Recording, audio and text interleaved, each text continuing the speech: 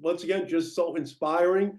And now we're going to hear from a real champion for justice, the president and the CEO of the Urban League of Massachusetts. Speaking for those in the cities of our state and our country who are right now under assault. So, Rahsaan Hall, you're up. And what a great leader.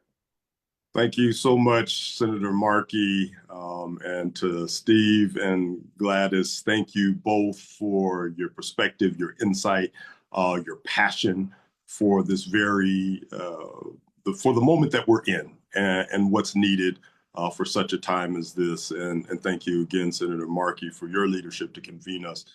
I want everyone who is watching tonight to know that the Urban League fights for you. And so in the midst of a threatening atmosphere that was created by the current occupant of the White House, know that the Urban League of Eastern Massachusetts and the entire Urban League movement will continue to defend democracy, demand diversity, and defeat poverty.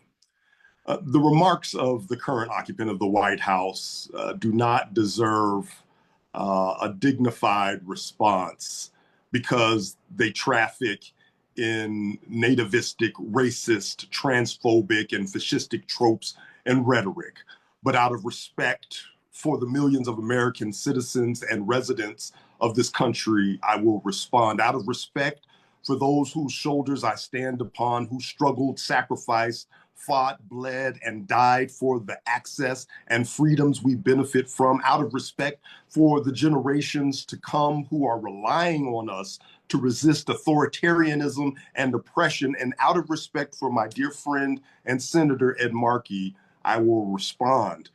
The remarks last night remind us of the interlocking systems of domination that feminist scholar Bell Hooks says we must always fight against. We heard the imperialist, white supremacist, capitalist patriarchy language and vision for the future.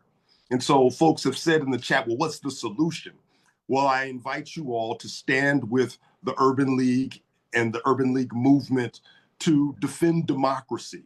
We have to support civil society organizations throughout this country, the organizations that are committed to doing the work about raising awareness to make sure that our electoral process is fair and is just and that there aren't any barriers. The civil society organizations that are filing litigation, that are mobilizing and organizing people, support those organizations, send your resources to those organizations, volunteer for those organizations. There are 92 affiliates of the Urban League across 36 states. For some of these races, for some of these issues in states, there's probably an Urban League that is there that is ready to do the work. So continue to defend democracy. And at the local level, let's advocate for legislation that increases participation in our electoral politics and process. Here in Massachusetts, the Urban League is a part of the Election Modernization Coalition. We're pushing for same-day registration.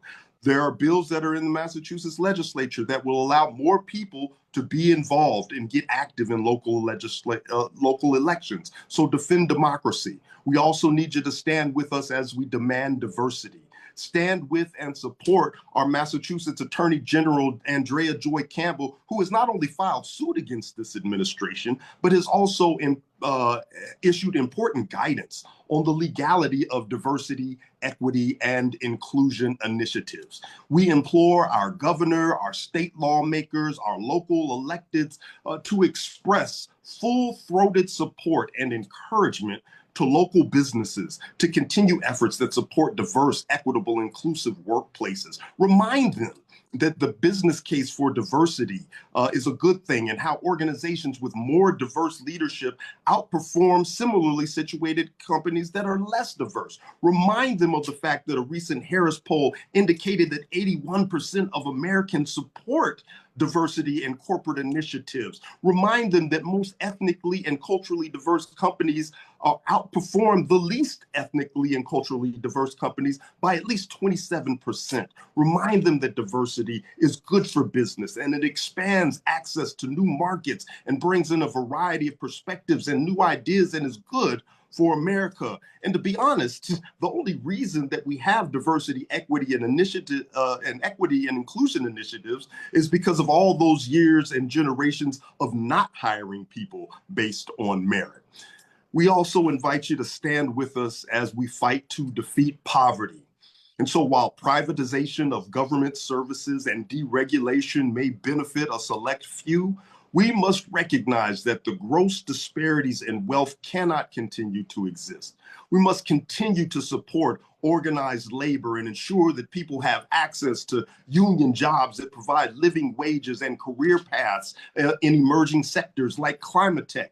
We must continue to invest in small businesses owned by people of color who are more likely to hire other people of color and increase access to employment and wealth building opportunities in those communities, some of the most marginalized communities. And we must make sure that we support legislation that removes barriers to employment, like here in Massachusetts, the Clean Slate Initiative that would automate the sealing process for eligible records for people's past mistakes or injustices. We have to make sure that we have quality education, resist the dismantling of the Department of Education. We need to speak out against the defunding and elimination of Medicaid and Medicare and Social Security. And finally, to our trans loved ones, friends, and neighbors, and to our immigrant communities, please know that the vile rhetoric of the current presidential administration does not reflect the loving spirit of most people in this country, and it shall not abide. We refuse to remain silent and refuse to let the sacrifices of past generations be for naught. We will continue to educate, mobilize, organize, and resist. We will cast a vision of the country we all deserve and work to build it together, a country that is more fair, equitable, and just for all of us, but especially the most marginalized. So thank you again, Senator Markey, for this convening and for this opportunity. And I stand with you in support of all of the work that we will continue to do